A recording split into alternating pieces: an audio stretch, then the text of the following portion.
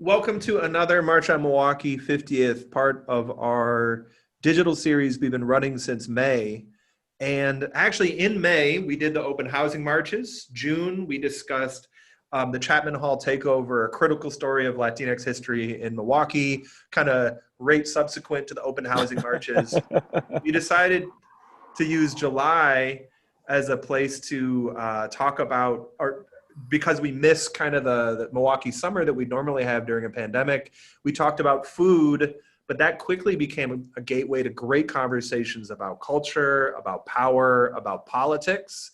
And back in May, we decided to take on the topic of voting rights in August. We said, you know what, that'll feel relevant in that moment. The DNC will theoretically be happening in Milwaukee, although increasingly that doesn't seem to be the case. And then just the last 10 days or so we could not have picked a more consequential string of events to lead into a conversation about voting rights, whether we want to talk about John Lewis, whether we want to talk about Donald Trump's recent statements and actions, whether we even want to talk about the Shepard Ferry mural that was about voting rights that may never happen here, and what that might say about power dynamics. I don't think we'll get into that today. But point is, the conversation is about voting rights, and because this is a historically oriented series designed with educators and students in mind, we want to set some context to say, conversations about voting rights don't come out of nowhere. This has been part of, as long as there's been an idea of the United States of America, this has been part of the struggle of this country. So with that, Rob, do you want to share anything else any background, anything relevant you think people should know out there? No, I think you covered it all. Just so excited to hear from the folks who are on our panel. Thank you for the birthday wishes, folks, on our panel today, because so much about this question associated with voting hits right at the heart of citizenship and how we are able to not only engage in the political process but effectuate social change. And voting is the cornerstone to our representative democracy. It's how we are able to make a statement about what we think our political leadership should be doing, who we think should represent us. It's how we engage. It is so critical, and it's ever more critical given the challenges. Hey, how's it going?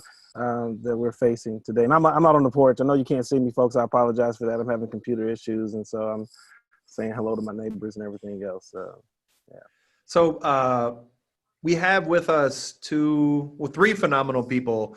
Rob is kind of going to be part of the panelist mix today, but Paru and Elisa, would you guys mind giving us a quick introduction of who you are? Sure, I can start. This is Paru Shah. I'm a professor of political science at UW-Milwaukee, and my research really focuses on race and representation. And so I've worked with Rob probably for the last 6 or 7 years on voting rights issues. So excited to be here. Thanks for having me. And I'm Eloisa Gomez, and I'm I'm a member of the League of Women Voters of Milwaukee County.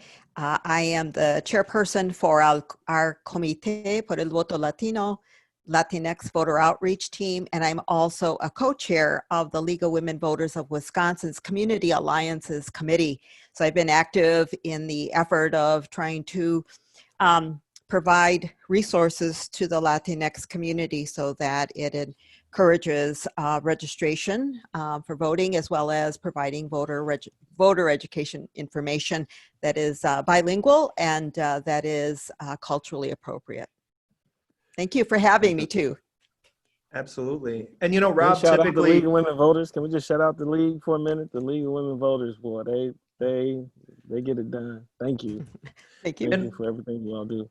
Rob, would you normally, as a host of this series today, you're more of a panelist, would you give yourself kind of an introduction specifically to your work connected to voting and voting rights?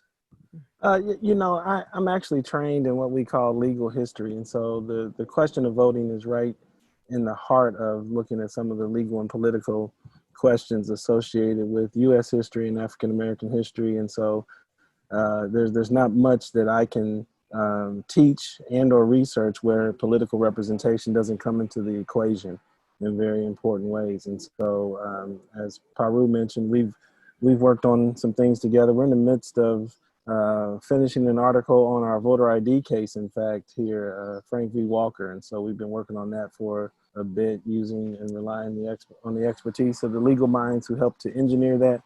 But, I want to say one other thing.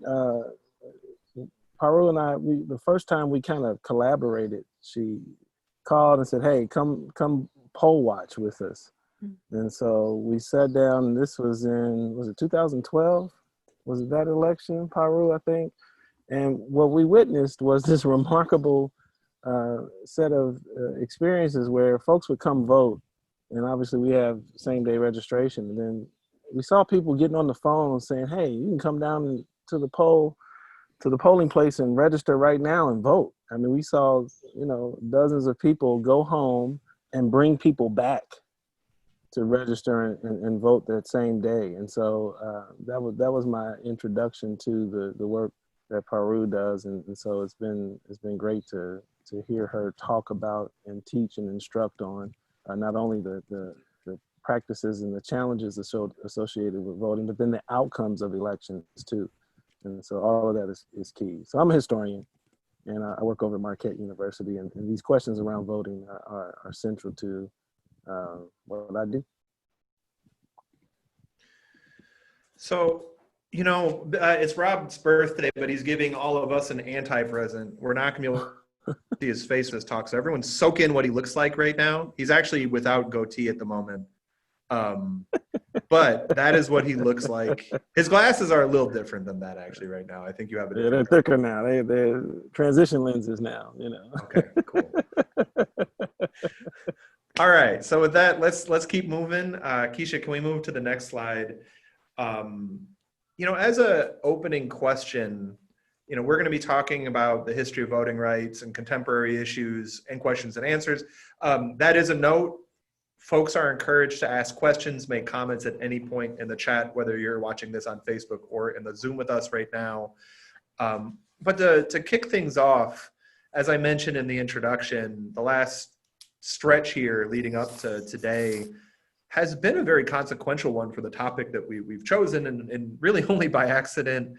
July 17th, John Lewis passed, and just 5 days ago or so was his funeral, or just last week. So to each of the panelists, can you discuss the significance of the passing of John Lewis on this for the modern younger generation, and kind of what the funeral and some of those messages represented?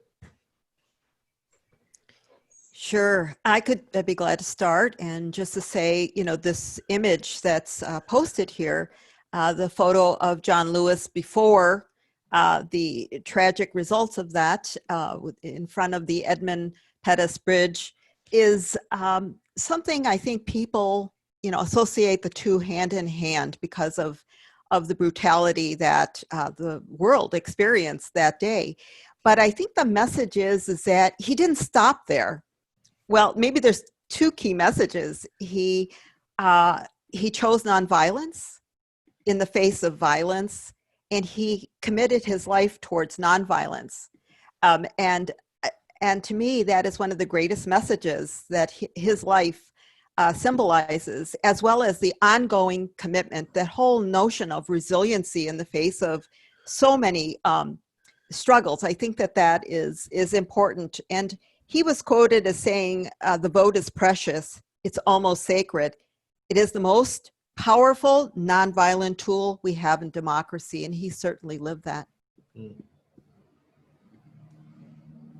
Yeah, I usually when I teach a class on minority voting rights, we watch a video about this march, and it's always inspiring. Every year you watch it, and I think for students who might know who he is kind of more abstractly, but to see what it felt like to really be fighting for voting, this ability to vote, and particularly amongst young people who I think get the bad rap of being uninterested in democratic politics, or democracy, I should say.